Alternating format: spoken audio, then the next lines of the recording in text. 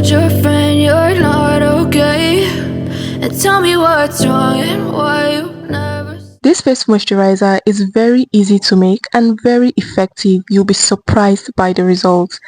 And the good thing is you only need 3 easy ingredients. The very first ingredient you're going to be needing is aloe vera gel.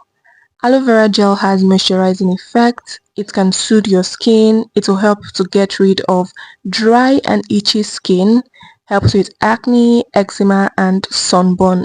So this is an all-rounder. You cannot skip this. You can also use hyaluronic acid gel.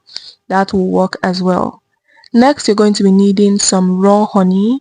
Honey has anti-aging effects, so it can help battle wrinkles and fine lines. Honey will also help heal, soften, brighten and clarify your skin, and it also hydrates and moisturizes, so it's also an excellent ingredient for your face.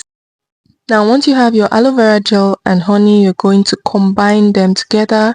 So I'm going to pour the honey into the aloe vera gel. We're going to be combining these two together before we add other ingredients.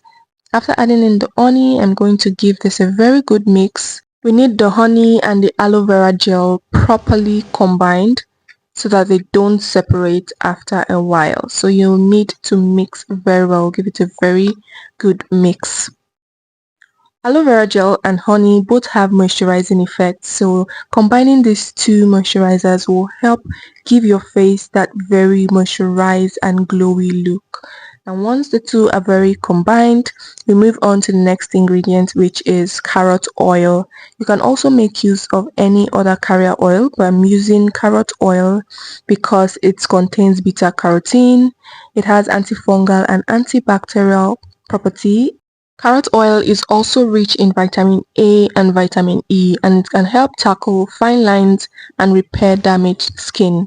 This carrot oil is homemade. If you want to know how to make it, the link will be in the description.